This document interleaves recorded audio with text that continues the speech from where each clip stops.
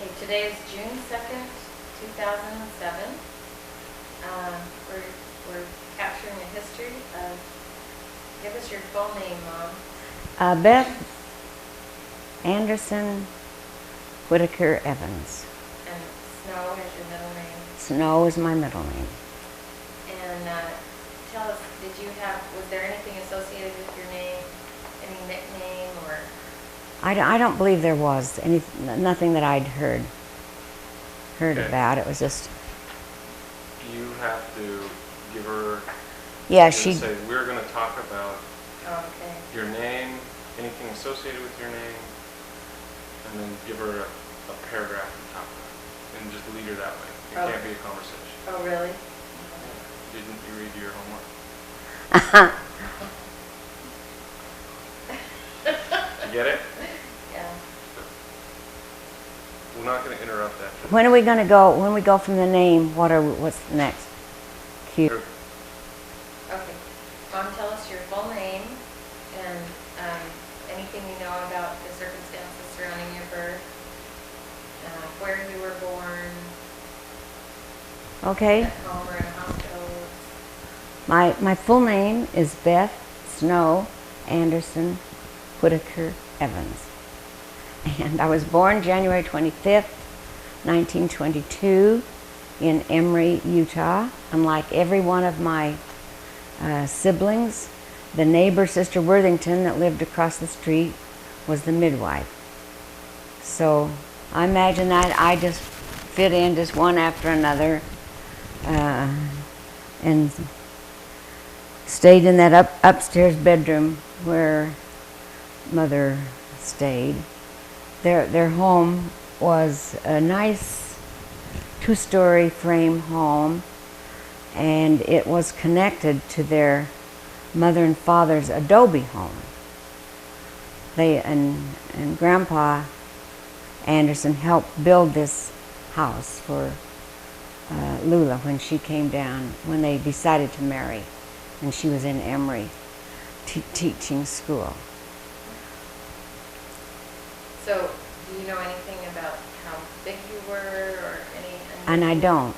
You don't know how big you were?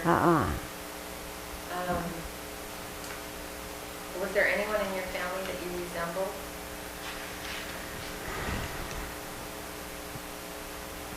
I don't know, maybe Ruth, maybe we had the same body type more than anyone else, but as for coloring, Kay and I had kind of the same strawberry red hair. So, I know your ancestors came from far and Denmark. wide. Tell us, we're going to talk about your ancestors, where they came from, how they got to where they ended up. Yeah. Repeat the question and say we'll talk about our ancestors. Oh. Okay, and then say. So, Okay, we're going to talk about my ancestors, and they did come from Denmark, and it was a kind of a hard trip for them, but they made it all the way to Salt Lake City, which was quite an accomplishment and very thrilling for them. They were a part of the United Order in Mayfield, Utah, and they put everything they had, and in the years that they worked and when it was disbanded, they really had quite a little fortune.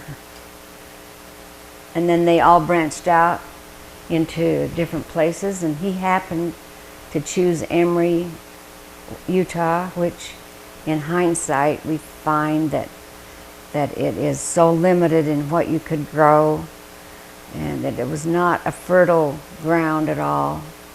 Everyone that went there struggled. It was very hard. But as I mentioned, he built a home, an adobe home in Emory. And then when my father met Lula, and they were going to settle there, Lula was a school teacher and had a job teaching school. then his father helped him build a 2-story frame house attached to his home. We're going to talk about your father and mother, Mhm. their names, and a little bit about where they hailed from and their body types and Uh-huh. physical appearance. So, tell Oh. us about Grandpa Andersen. Say Grandpa Andersen was born. He was born right there in Emory. Yes. No, he was born in Mayfield. He was still part of the United Order, and then came to Emory. And Mother Lula was, like all of her family, imbued with the idea of getting an education. And in order to do that, she walked in the hot temperatures there to the surrounding towns and sold encyclopedias to help with her college education. And somehow Grandma Whitaker Snow tucked a few pennies away and was able to contribute to her mission and totally to sustain Lyona, our oldest sister, on her mission. So it was very important to her to... So your mother served a mission? No, Lyona. Your mother's education. She contributed to her education. Uh-huh. And to Lyona's education. Wow. Totally to Lyona's. But Lyona did serve a mission. Mm-hmm. So tell us a little bit about the physical appearance of your father and then your mother. My father was tall and lean and very agile, and mother, like all the women in that day, once you had your first baby, that gave you license to have a second bowl of oatmeal with every breakfast. Weight became no consideration after you'd had your first child. You were free. And with her Snow tendency, she did gain weight. But I notice in her school academy picture, she's quite small. But she did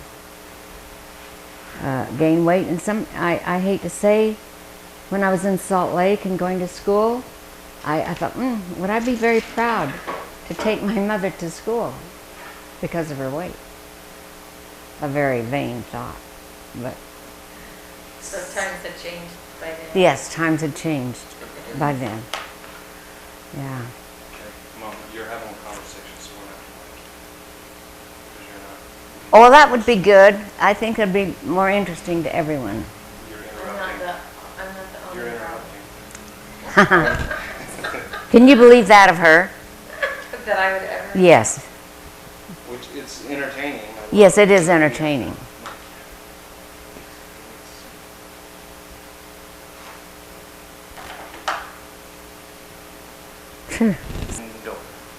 Okay, Mom, we're here today. It's June 2nd, 2007, and we are wanting to capture your very rich history on video and audio for your vast posterity. So if we could start by having you give us your full name. First, I'll tell you my name. I'm Ann Whitaker Law, your fifth and surely your favorite child. So give us your full name. I will, and let's say that we have Scott We have and Erica with us in the here. wings as support people, cameramen, makeup. Scott Law, my first child, and Erica Law Gunn, my only girl. Nice of them. And we have Woodrow Evans acting as producer. He's come up with some good suggestions and questions. So, let's start by having you tell us your full name. Okay, it's Beth Snow Andersen Whitaker Evans. And you don't know where they came up with the name Beth. I don't. Do you like your name?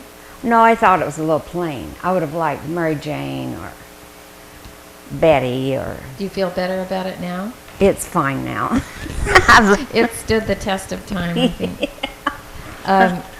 Now, I know when I was little, you used to tell me about your nickname, or rather, your initials, and Yeah, my initials ended up being BSA, Boy Scouts of America. So the boys in the schoolyard all took advantage of that as giving some reason why they could chase me, or... I think they used that as an excuse. But it worked. A couple of them caught you. Why don't you tell us your birth date and where you were born, the circumstances? Was born into this busy, busy family, January 25th, 1922. And like all my siblings, I would have been helped through this birth with Sister Worthington, who was our neighbor right across the street, and helped with the midwifery duties. And you were born in Emory, Utah. in Emory, Utah. So 1922 was right when the flappers and... Oh yes, the long skirts had just gone. The boots, the laced up boots and the long skirts had gone, and it was quite to know that a woman actually had rolled her socks below the knee instead of having it come clear up. So they were the very, very risque ones.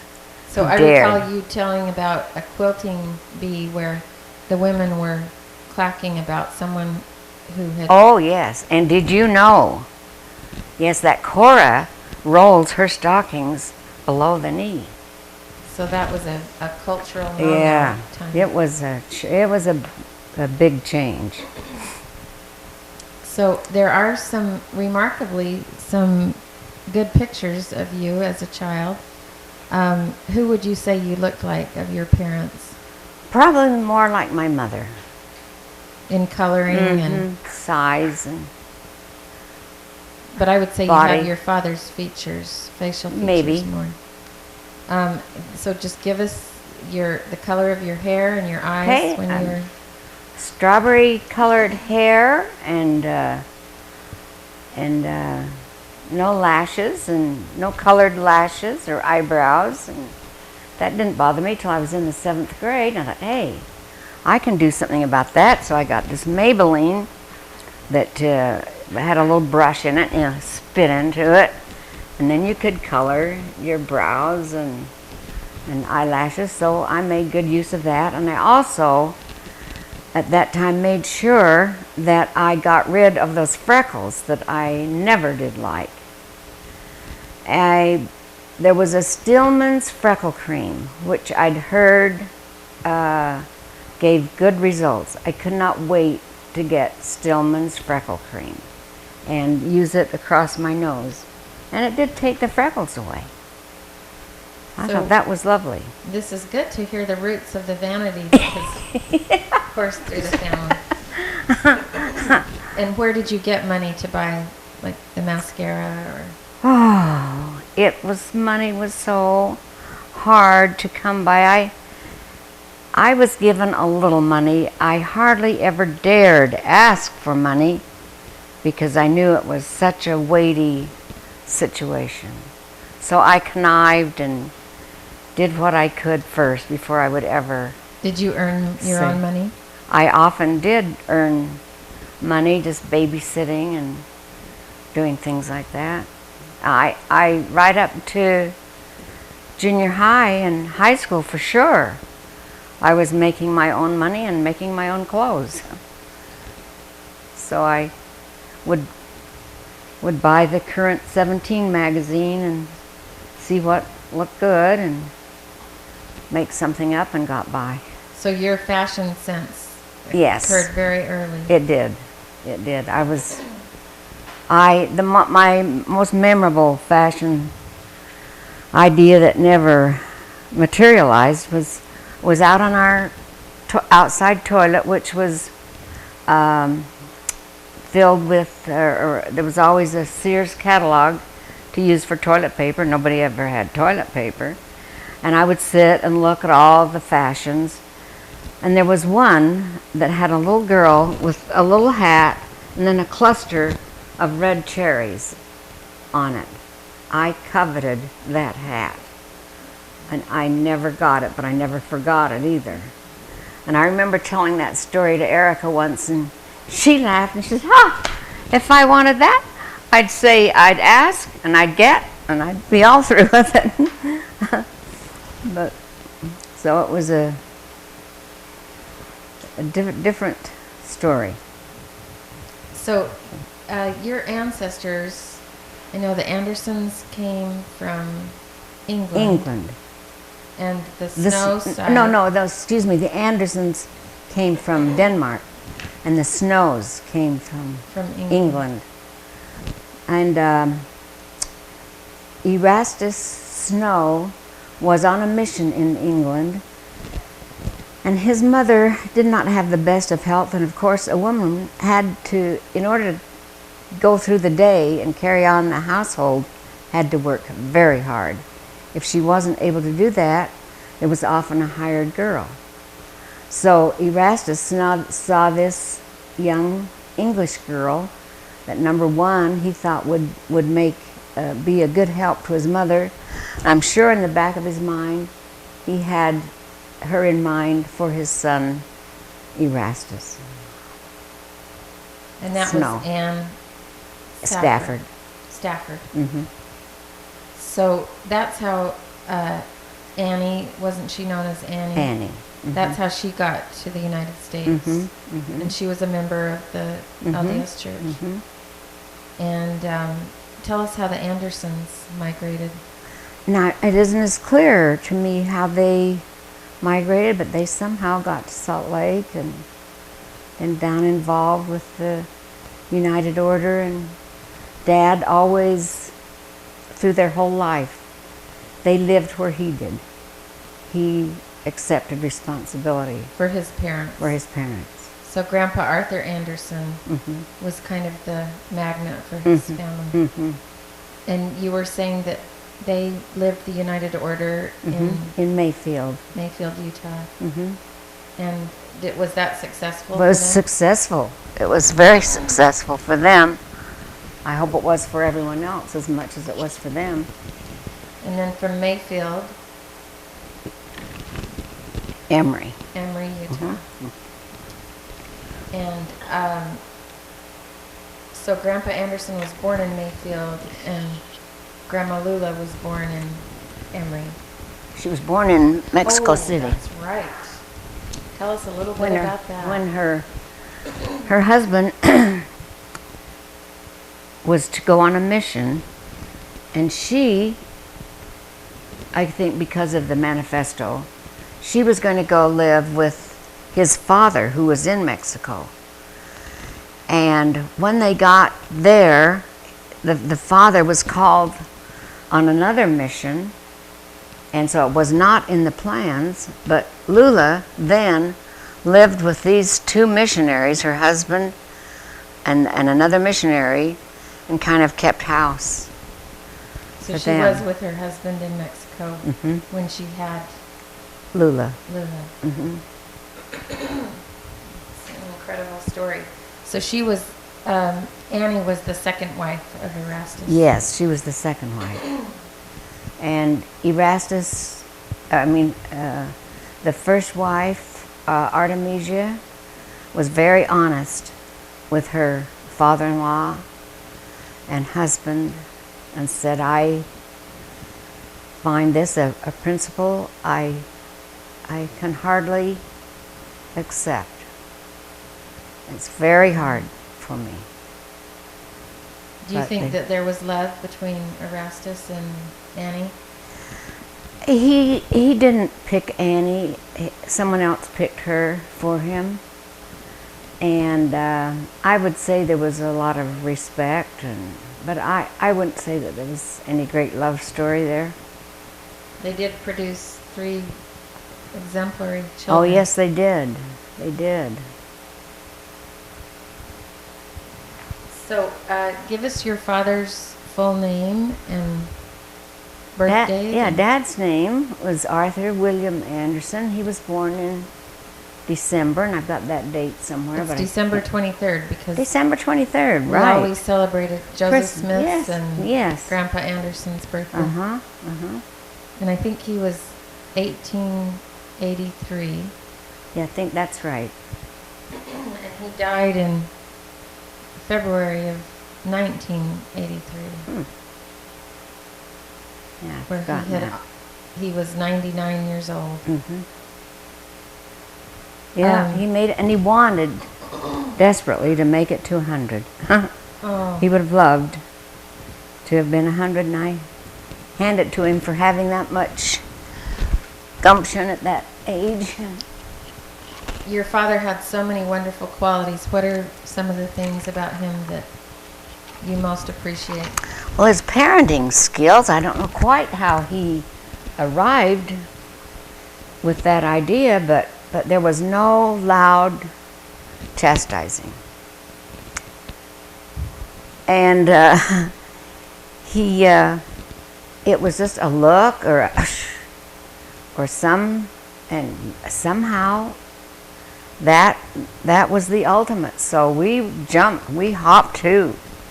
You know, when he came in the room and things were a little loud, he would just a look, and so he commanded a lot of respect. We all seemed to respect him enough to do what he said. And tell us a little bit about his physical appearance. He was tall and thin, and he was a good-looking man. I was always proud to be with him because he looked good and acted very well and had a lot of friends and respect in the ward and community. Wasn't he the bishop of your ward when you were? He was the bishop of the Emory ward, and Mother Lula was the Relief Society president. And this was all at the time she died. That was the situation. So they had some heavy burdens to carry in the community, and I think that's why they were very happy in that community. They were the upper. Did you spend any time alone with your dad? Did you ever do things just with him, or? I don't recall doing much with just Dad. I think there were so many of us, and he was doing so many things that. And tell us about his occupation. Well, he was what is it? An apiarist? I think so. A beekeeper. Beekeeper, and seemed to make enough money to build a house and do a few things, you know, with that occupation. And maybe that was a good occupation for that area. But when Mother died, and after visiting with the stake president, then Arthur decided to, for various reasons, to move his family to a bigger city in Salt Lake, which was, we all thank him. It would have been pretty bleak hopeless. Existence. Very. So tell us a little bit about your mother. I know you lost her early, but what are your memories of how she looked? And oh, she had this hair kind of pompadour and was always, I remember her more than anything nursing a baby and reading the Relief Society magazine, rocking. And so she liked to read. She liked to read, yes. And she had quite a good education. She did. She attended the academy in St. George, and as I mentioned, in order to do that, she had to go around to the little towns in the heat of the summer selling encyclopedias in order to go to school. I noticed in her school class picture that we have, there are what, maybe 3 or 4 girls, the rest are boys, so it looked like it was kind of an ambitious effort that she made to get her education. It was certainly stressed in their family. Not one of them. By her mother or father? Both. It's remarkable. None of them. I remember hearing that she won a contest for writing the tiniest. Oh, yes, I remember that. Uh-huh. But she must have been a good student and a Yes. bright. Yes, I imagine she was. And didn't she and Grandpa perform in theater? Oh, yes, Local? everyone did, because there was no other entertainment. You'd get in a group, and what can you contribute? What do you do? And you give us a reading. Did they have good singing voices? Or Yes, they did. Mother Lula had a good singing voice. And on Sundays in that front room, we'd crank up the Victrola and sing songs. And if you didn't crank it fast enough, it kind of got low. Then you'd try to keep the pace with the. Did you the have music. musical instruments in your home at all? Just no that, piano? Yes, just the piano. And did any of your Yes, siblings play the piano? And Leona played the piano. So you have quite a vast number of siblings. Oh, thank goodness. Yes. It's wonderful now. I love every one of them, but with the first 9, And it started. There were actually 10. If with you, Leona. was the Leona twin. and Leona were your oldest. The first child was a twin, and Leona died after a few months. Must have been very hard. And then Ruth and Esther and Gladys, Mark, Martina, Beth, and Kay. And then we'll go into the second family a little bit later. Uh-huh. But because you have 6 additional Yes. siblings that you Yes. consider. Sisters and brothers and Sisters. sisters. So as a girl, how did you spend your time together as a family? Of course, there were no organized home evenings, but every mealtime and evening there was talk about what the bishop said today in church and what the neighbors said, and the temple clothes, the ironing board came down, and the temple clothes were being pressed continually with not permanent press. They would just be a mass of wrinkles, and required every time you went to the temple that you press these pleats. And So they went to the St. George Temple, I'm ahead of myself. I'm in Salt Lake Salt Lake. Temple. Yeah. So at what point did you get a car when you were? Oh, I never did have a car. But your family. Oh, my family.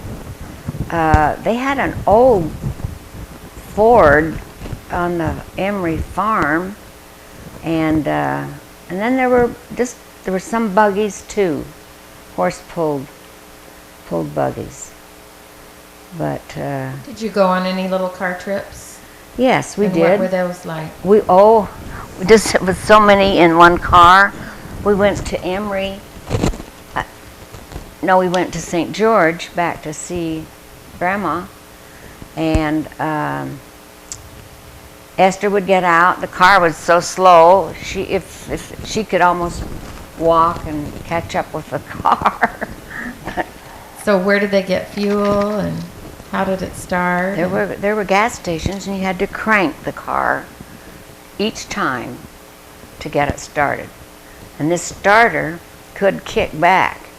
Had been known to break an arm. It was kind of a tricky thing to get the car started.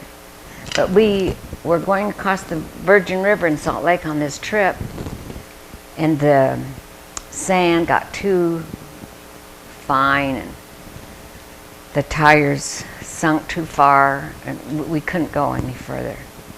So my father left to get a farmer with a team, which would be no problem for that team to get through. And Mother sat in the car with the baby, I guess it was Kay, calm and collected, but I was the only one that thought the car was going to sink right down to the we were going to be, this was the end. They had a hard time consoling me. And why I took that responsibility when Mother, no one else was concerned. I was very concerned. So is that one of your earliest memories? Mm-hmm. It is. That, and then when Mother was ill, before her death, she'd have to be in the upstairs bedroom and call me up, and we'd have Relief Society magazines, and we would play Relief Society up to a point, and then I was through with that and went on down visiting up the street. And I often was sorry afterwards that I... Was she outgoing in her personality? Very outgoing. Very outgoing. Charming and... Yes, yes. So, the circumstances surrounding her death, it sounds like she had toxemia with a pregnancy. Mm-hmm. And I think that Lyona had an accident in a car, and the skull was affected and a lot of bleeding. And they brought her home and laid her out on the kitchen table with all this blood, and it wasn't as serious as the blood, you know how a head wound bleeds. But it was quite a shock, and I think we always sort of felt that maybe that shock caused the baby some problems with this unborn child. So that would have been her 10th baby. Mm-hmm. And she suffered complications, and there was no medical... No, Aunt Laverne would just be wringing her hands at the kitchen door. Where is Doctor, can't remember his name, where is he? Where is he? And then afterwards it's, why didn't they take me? Why did they take her? And Aunt Laverne was Grandpa Andersen's sister. Sister. And but she very was, helpful. She must have really loved her sister-in-law. Yes, Lula. she did. And the whole family, because she had no children, so it was... So how long was your mother sick before she died? Oh, it just seemed like a week, about a week. Then they laid her body out in the front room, and the Relief Society would take turns sitting with her. They didn't leave the body alone. And so she was on ice in your... She was on ice from the ice house that the men in the community stored ice from the stream in the winter and put stray hay in between and over the blocks to protect the ice. And that ice was chipped out on July 4th for cranking all the ice cream makers. It was such a treat to have ice cream once a year. Wow. So how old were you when your mother died, Mom? When I was 5. 5 years old? 5. And they told us at Worthington's that Mother had died. Several of us children were sleeping over there that night. And that didn't compute. I went home and walked upstairs, and there I saw my father kneeling over the bed of Lula, crying. And then I knew we were in deep trouble, that this was very, very serious. So they loved each other? Yes, they did. They had great. So, out of your large family, to whom did you feel the closest? Well, it was strange. I think Martina was taken away, and Valine, Martina because she'd had scarlet fever and was a little weak, and Valine because she was the baby Aunt Laverne never had, they lived with her, and Kay and the rest of us went to Salt Lake. And as I mentioned, the move to Salt Lake was made after a visit with the patriarch, who gave him that advice. And but Kay and I were off very close, and I felt like I sort of had to take care of him because it was such a busy household, and Clara having children of her own.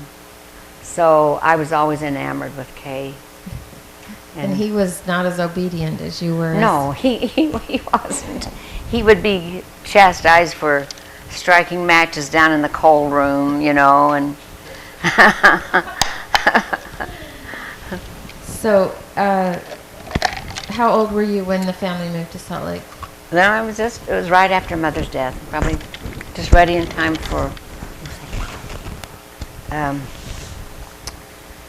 kindergarten or first grade. First grade.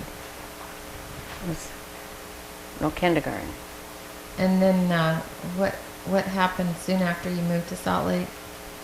Leona was trying to take care of all you children. And Yes.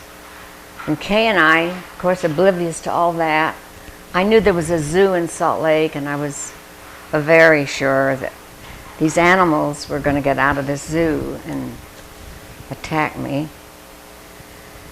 And then Kay and I would sit with our chairs in the backs, looking out at the Murray Laundry sign. It was a neon sign that went off and on.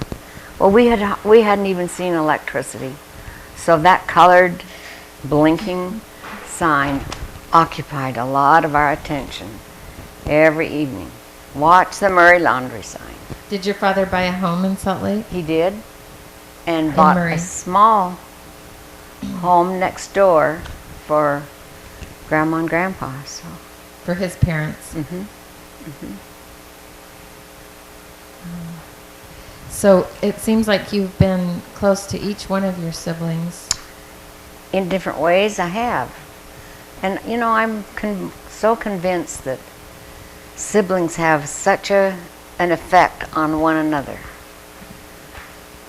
And so I'm grateful for these siblings who are stalwarts. Now, Emory would have produced children with strong Utah accents. Oh, strong Utah accents. Yes, it would have been so evident wherever you went. Your accent would have been so noticeable. And so one very, very kind speech teacher of Leona and Ruth's was determined that she changed that. And she did. She worked with them. And I thought that was a very kind thing to do.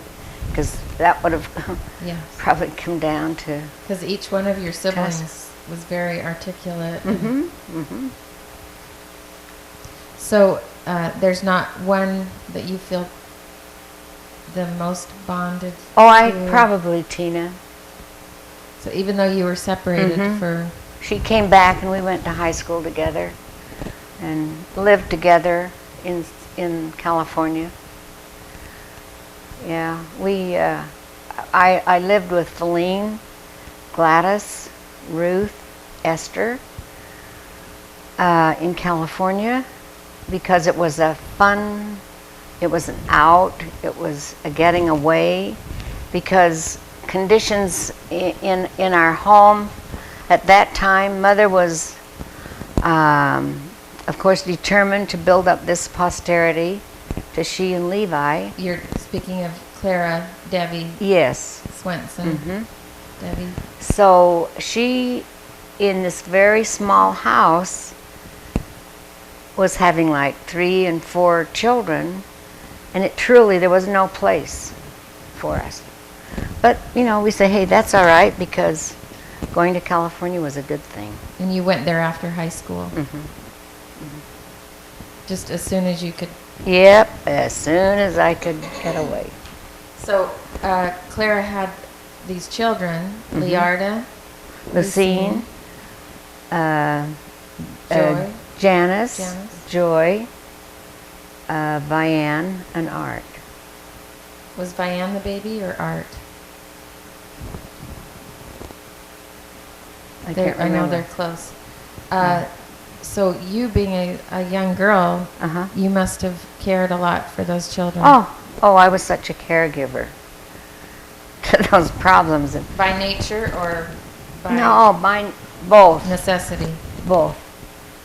I loved having them. And unfortunately, and I don't tell Liarda this, but with each one of them, I carried them on my right hip. And that's what made it so skewed. Because you For the always rest had of my a life. baby on your hip. I always had a baby on my hip. But I was good with these children and very protective of them. And I saw Lucine scramble up on a flat roof, and I thought, oh my gosh, she's going to fall off. So I just went up there silently. I didn't say much until I got to the very end of the roof. And then I grabbed her arm and got her away. That's good thinking. Did you like school? Oh, I loved school because there was not the exciting soccer practices and different things in the summer. We had fun, but it was a longer summer, and so I loved school. Socially and for what you would learn. Yes. So, as you say, you use the term imbued. You were very much imbued with the principles of the Mormon Church. Oh yes. Our whole family was just one big extension of church in the conversation and what we did and felt. And that was, I got the ordinances.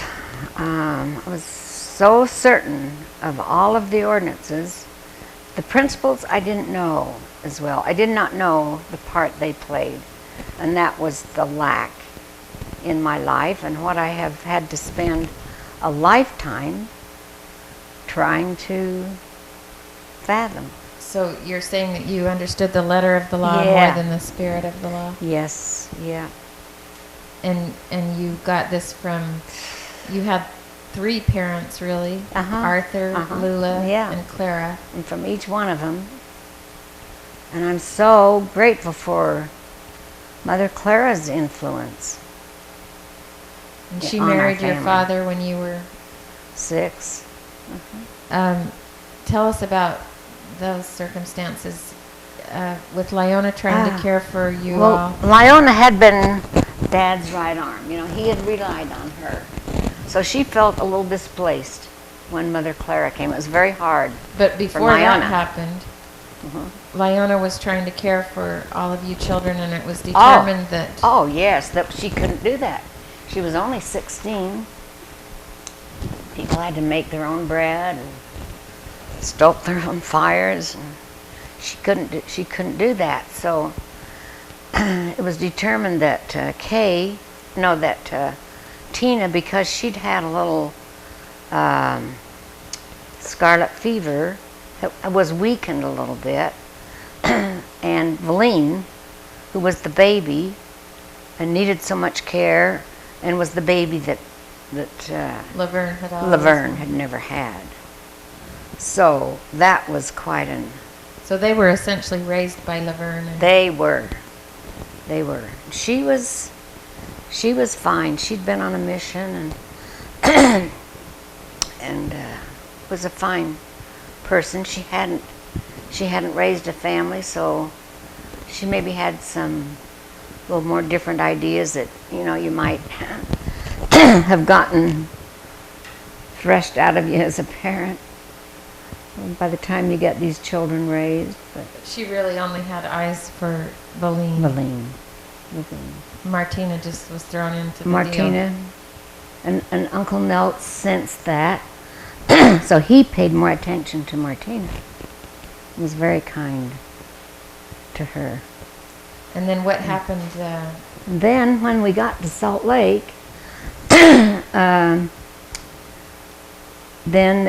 we knew that Lyona couldn't take the whole family, so I guess Aunt Lydia and Uncle Harold made an offer. They would have been the only ones around, I guess, the only possibilities. Even though, they lived away in St. George, which was too bad. But they kindly offered to take 2 children along with their own 5 in a time where money was a very, very rare, such a shortage of money. Because this would have been in the late 1920s, so Yeah, kind of leading the- up to the Depression is to the Depression. Yeah, coming on. yeah. So, And he was president of the temple at the time. Harold Snow. Hmm. But they came up, and I knew that the next morning that I'd be going to St. George. So I thought, well, you know what?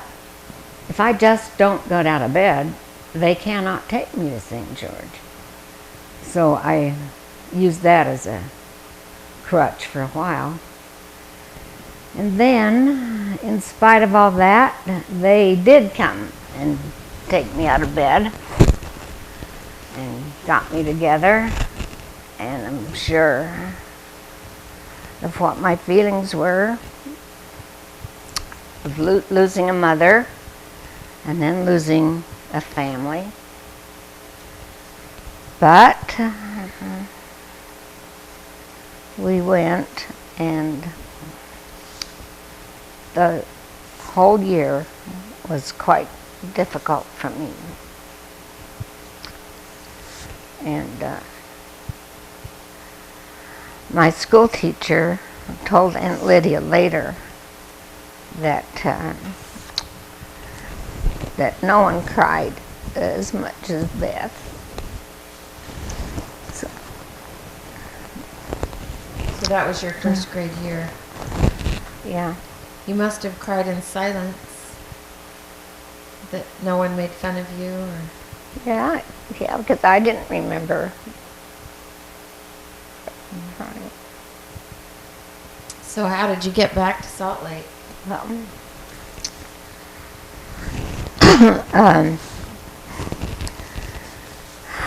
the one thing that happened in that spring was that spring comes early to Salt Lake.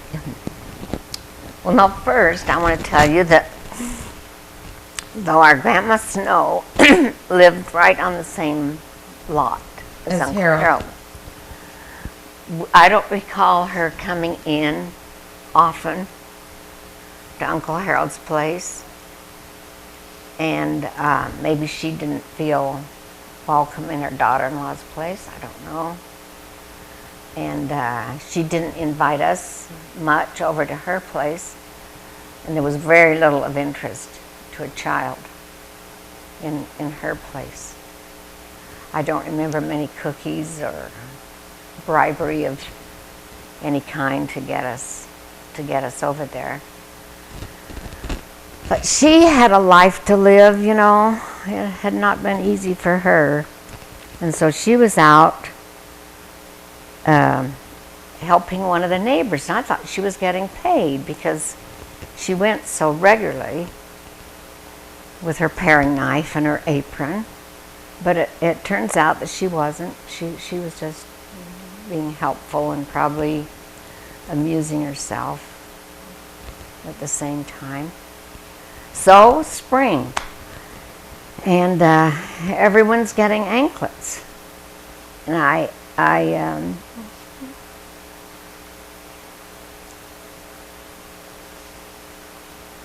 probably can't even tell you this one. Where fashion always meant a lot to me. And all the girls had took off their long socks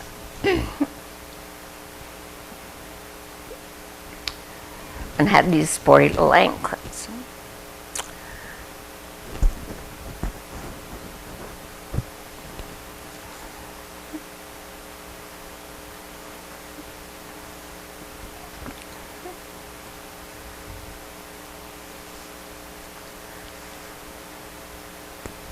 So I asked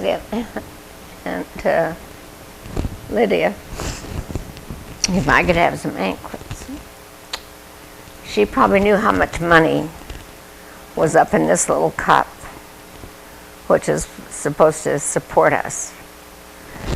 And she said, oh, that I should wait and ask Clara when I got home if I could have some anklets.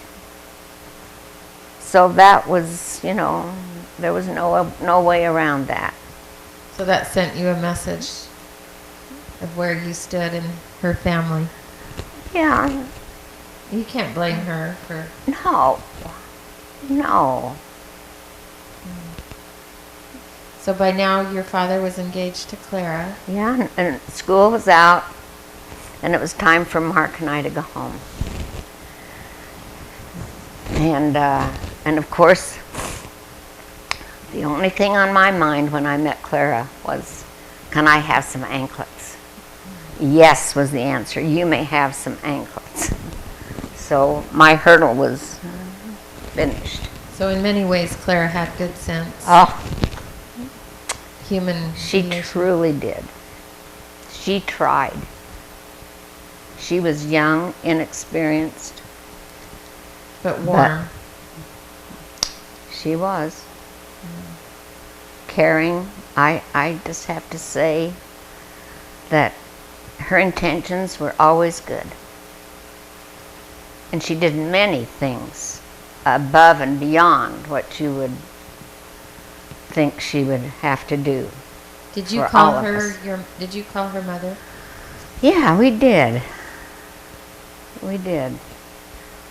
And when she would come to school programs and things, you know, I was always very proud to introduce her as my mother. She was always groomed Uh-huh. nicely.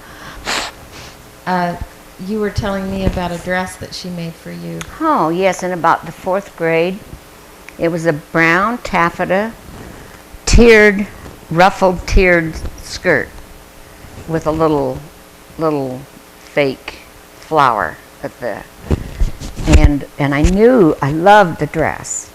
But then when I got to school and the teacher asked me for the pattern, then I thought, yes, right on, we've got it. This is a good dress. Would Clara have purchased a pattern or made it up? I think she might have purchased it. So She she was- really liked the detail. Oh, she loved detail. Ironing board was always down in the kitchen, which is all right. And she was always ironing. Perfect, beautiful ironing. With a With an Flat iron that had been heated from the coal stove. so she knew how to judge what heat to use on. Yes, she did. She did.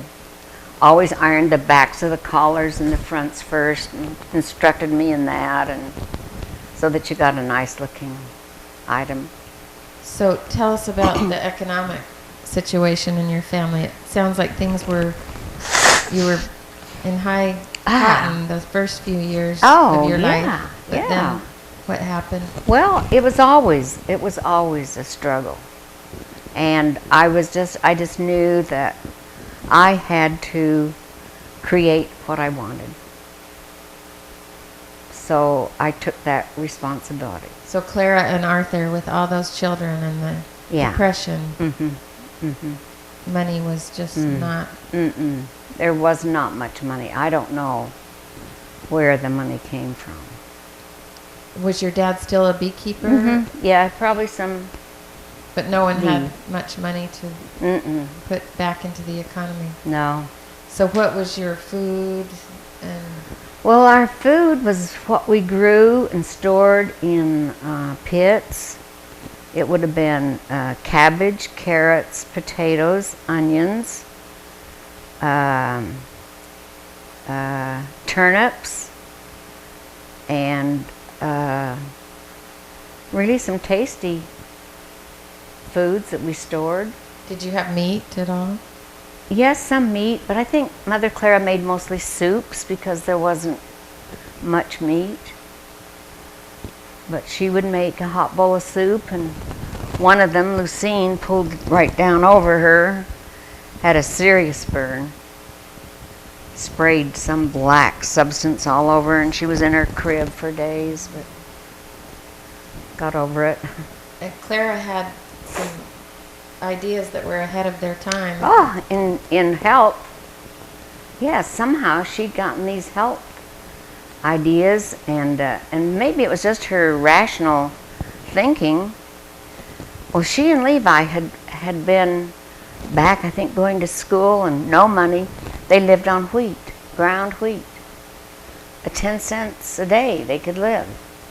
So they would sprout it, grind it, puff it. Yeah, lived on this wheat. And she went to lectures and... Yes, she did. She went to health lectures, and she somehow, it's her philosophy that you stick close to what nature intended. And nature did not intend a mother to stay in bed for 10 days or 8 days after a baby. There was no way that could have been had in the primitive world. That would not have worked. So therefore, I'm not going to stay in bed 8 days when I have a child. And all her friends said, Clara, you're risking it. Your whole glands, when you age, they'll just be terrible. You'll be so very sorry that you didn't do this. But she did, and she had cleanses and for certain foods you should eat, and she influenced all of us. All of us kind of bought it, which was kind of strange. You'd think we'd react kind of negatively towards it maybe, but we didn't. None of you had a rebellious nature, it seems. Maybe. Especially the first family. Yeah. Seemed like you held the line pretty... The older girls, all these people in this one little house. So they went off to work in Salt Lake and got an apartment. And then Esther went to Salt Lake, to Los Angeles, and married Russell. And then that gave us each a stepping stone. Gladys and Martina could come down and stay at at Esther's long enough to get an apartment. How did you get there? Usually you'd find people that were going. So not a bus as much as... Someone was going. And it was necessary, as I said, because there was not enough space for that many people. You graduated from what high school? Granite High School. And, even with that small house, kind of on the wrong side of town, but with the sewing that I did and all, I seemed to manage to fit in with the nicest crowd at school. And you got good grades? Got good grades.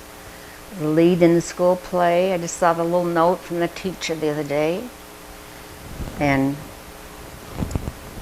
I had a good time at the socials. What was the play, do you remember? The Youngest. It was called The Youngest? Uh-huh. So would you say you were outgoing? Yes, to a degree. More outgoing than not, let's say. Is there a song from that era that you... Oh. I remember you talking about I Don't Know Why I Love You Like I Do. Yeah, that was good. And the one song that stands out in my mind was a flat-foot flugie with a floy. And I remember that because I went down to visit my sisters in California one summer, and I went to an MN and Cleaner Girl beach event. And I didn't know. I just knew of Scott. I was only 16, and he and Max and all of them were the center of the show, and I just kept in the limelight and the backlight. But they were singing that song that night, so I never forgot that song.